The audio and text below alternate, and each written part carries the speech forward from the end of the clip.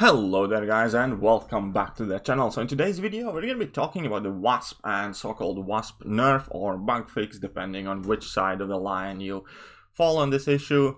And yeah, so let's get over it. So basically the idea is Wasp's heavy attack has a passive stun associated with it, which currently in game also is able to stun debuff immune opponents and stun immune opponents. The change is going to make sure that Wasp can no longer stun immune opponents. You will still be able to stun debuff immune opponents because it stuns passive and it's not classed as a debuff, but you will no longer be able to stun immune opponents, which makes perfect sense if you understand English. Stun immunity, it does not specify whether it's stun debuff immunity, it just says stun effect immunity. So there we go, no stun effect should be able to take place on these nodes, and you should not be able to place a stun effect of any shape, way, or form on these opponents. So from the first technical point of view, Kabam is perfectly right to do so. So in this point, I should probably flick out a meme on the screen that simply says, Kabam isn't wrong, they're just assholes. Let's get to the assholes point. It is quite simple fact that this has been in game for over a year now, and it has been a public knowledge, and Kabam simply cannot come out of the woodwork saying, oh, we didn't know, we just got around to fixing it. No, that's a load of rubbish. It has been featured heavily and talked about on YouTube, on forums, has been brought up countless times, and as a company who runs and designs this game, I think they have absolutely no right to kind of play and pretend ignorance. And in that case, assuming that they did know that, which they did, there is no reason to wait a whole year. And here is a big problem, right? Kabam has put themselves in a very, very unfortunate situation because no matter which pro player bug, let's call it a bug because I do find this to be a bug much more than a nerf, to fix, right? They cannot fix anything pro player without causing a huge outrage, because if they jump on a pro player bug quickly, they get accusations thrown to them such as you only focus on anything that costs you money, you only kind of like fix the bugs that benefit players, you don't pay attention to the bugs that help you, so on and so forth.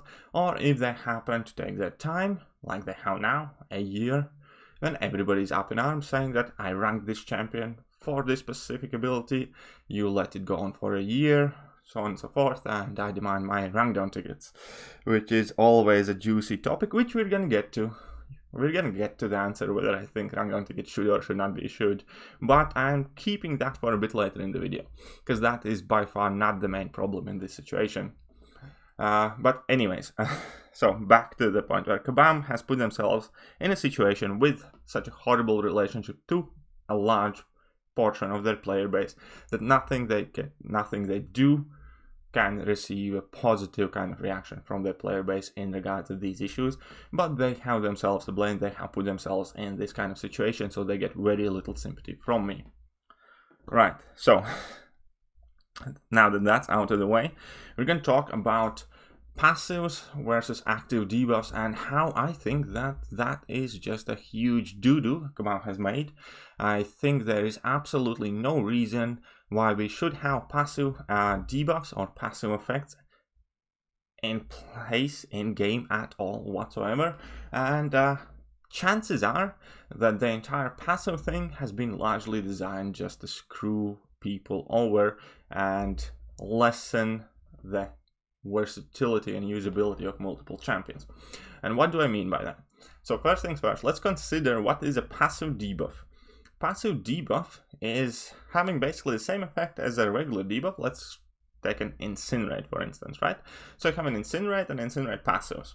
So incinerate debuffs interact with everything, they can be shrugged off, they trigger certain abilities, so on and so forth. Passives do not. So passives can bypass debuff immunities. Passives cannot be shrugged off by Aegon, for instance. Passive unstoppables cannot be nullified by Captain America Infinity War. Let's take Corvus Glaive for instance. Corvus Glaive is immune to bleed damage from bleed debuffs, but not from passive bleeds. We have Red Hulk, who can turn Incinerate debuffs into his heat charges. Can't really do that much to Incinerate passives. So you guys can see a trend. Anything that's passive typically interacts with a lot less stuff and it has a lot less ways to deal with, and vast majority of the cases it is pretty much designed to kind of somehow screw you over or discount a champion that would perfectly be capable of dealing with the problem, but now it can't anymore just because this effect happens to be passive, such as Ghost, for instance. If you place Incinerate passive on Ghost or Shock passive on Ghost, she cannot turn them into Furies, so the way how to basically stop Ghost or prevent Ghost from being dominant is focus on passive the majority of time debuffs, and she's gonna be done for. And that's an easy way how to kind of dispatch a lot of champions who would be perfectly viable in certain situations, but are not in others. And so the whole passive thing largely just reeks shady. And even more so, when you consider that Kabam is making these effects themselves, there is no reason to have a passive effect in-game at all whatsoever, and let me explain it.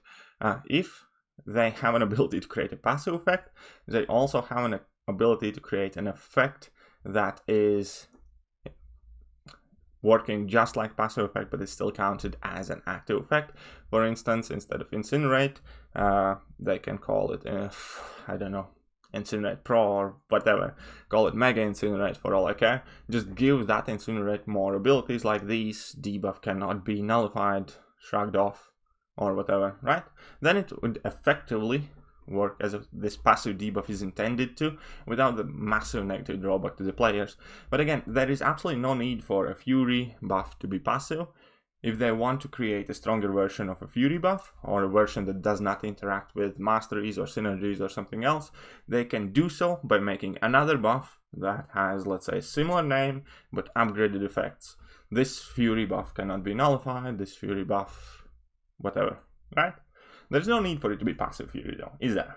There's no need for any passive effect in the game, aside, seemingly, so far in our experience anyways, to be messing us over with all these, oh, Captain America Infinity War cannot nullify passive effects, or you guys get the point, right?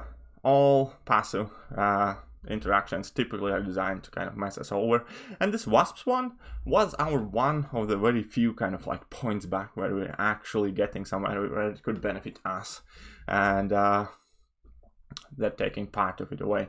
So that's kind of sad and shady in my opinion, and I just don't think they should have done that. Again, the more I think about this situation and looking at Kabam, the more I think about that meme from the Big Lebowski movie where the guy goes just like, you're not wrong, you're just an asshole for doing it. And that is exactly the case that's happening here. Yes, technically stun immunity implies immunity to all stun effects, not just debuffs. So it is fair that stun immunity means stun immunity and you cannot stun these champions, which is kind of oxymoronic. However, the fact that they do it after a year, the fact that this is like one of the very few times where a passive effect is actually working in our favor, and that's being taken away. And that is the main reason why I do in fact think that rundown tickets are warranted. Now, don't get me wrong, I'm not like all up in arms. I don't think that Wasp is going from god tier character who's uber powerful to something unusable. No, Wasp was, still is, and will be a fantastic champion. This change does hinder her in few kind of like very specific areas, I'd say. If it would not be for Alliance War, I would honestly say who cares about rundown tickets.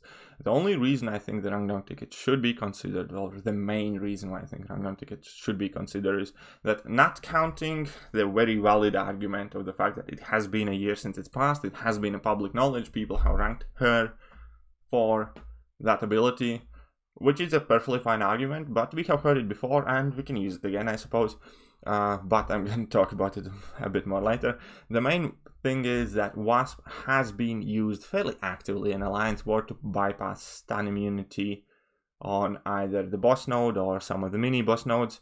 And since this fight is a repetitive, because you play Alliance War typically 3 times a week, typically in more organized alliances, you have your path, you have your mini boss setup, you have your designated boss killers.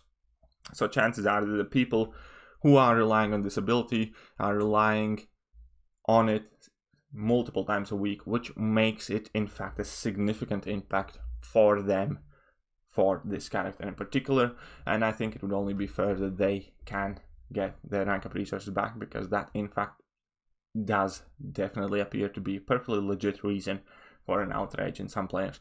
In my case, that's not what I use Wasp for. I still love her. I don't want to rank her down. They can give me a rank down ticket. I'll still leave her at rank 2. I've never regretted that rank up. And this change in particular won't alter how and where and why I use Wasp. But I can perfectly reasonably assume that there are people who do suffer from this change a lot more than I do.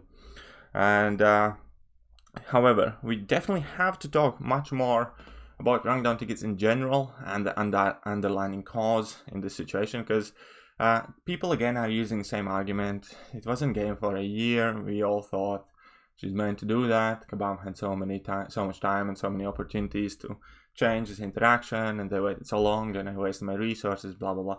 But it comes from a right place, because technically they're right.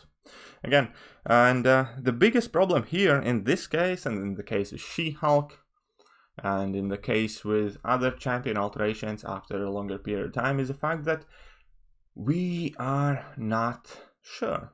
We don't know what is supposed to function in what way, because this is a game, this is a massive game with not a single rule book to be found.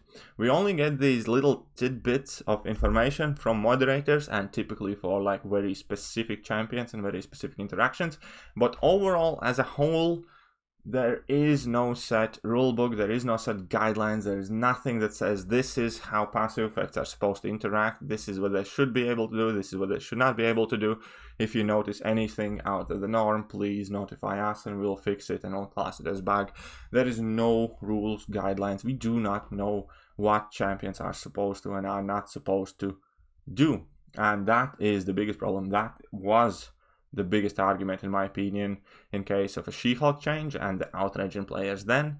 That is a large argument here and source of an outrage. And Kabam have only themselves to blame. They keep everything kind of shrouded in mystery. They don't let enough information out of their hands into the players. Why is it so hard to come up with a set list, rules, guidelines? Any basic game has set list of interactions, what is legal, what's not legal, what's allowed, what's not allowed. Any TCG game explains the rules of their game when you buy the cards or whatever. Why can't this game at least attempt to go over the interactions and explain us how what is supposed to interact? Because we get so many effects that each seemingly work extremely differently, and now when you introduce this passive aspect, that's another whole source of confusion that definitely should have its own like page in the rulebook. Then we have champions like Cable, who does not place degeneration opponents now with Suicide Mastery on, but we have Elsa Bloodstone, who does, because reasons. Then we have Abomination, who also I think does place poison in opponents. I mean, nobody knows. That's the problem. Any of those are bug, or all of those are intended? None of them? Who knows? And that is the biggest problem. Rank down tickets is a band-aid. Honestly, I hate rank down tickets. They do not really benefit the players, because you don't get back your like 6 downs, you don't get back your initial game plan, and you still at the end of the day have to come up with a new strategy, how to deal with your problems. Rank down tickets, I mean, like, again, I think they should be issued to the players to give them the choice, because should their reasons for ranking Wasp have been affected, and should they find no longer Wasp to be usable for their set of goals, they should have this option of ranking her down and investing in different champion. But again, I hate rank down tickets. They don't realistically kind of benefit the player either way. The champion is still changed, the champion is done. Something that you used to rely on is not longer functional in the game. You need to come up with a new plan to deal with these same problems, and it just always leaves a sour taste in your mouth.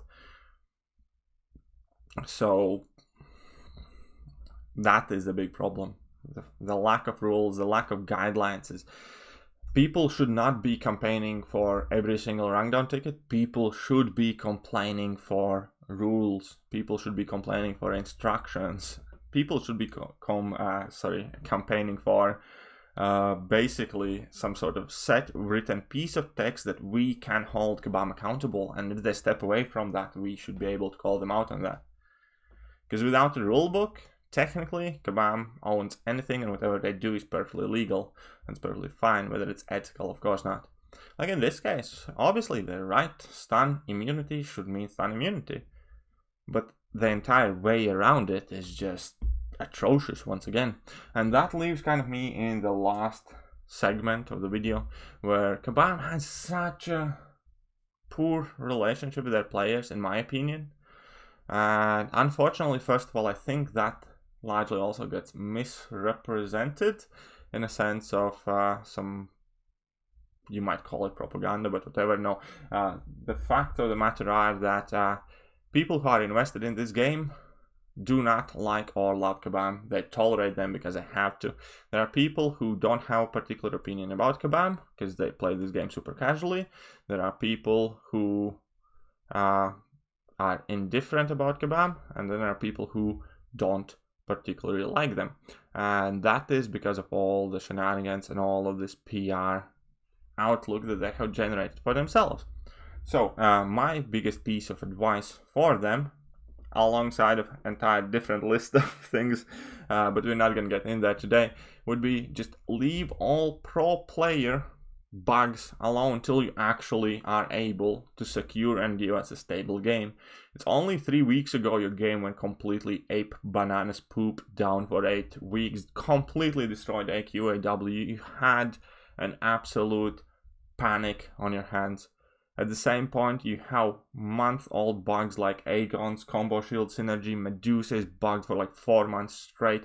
There are so many things wrong in a game,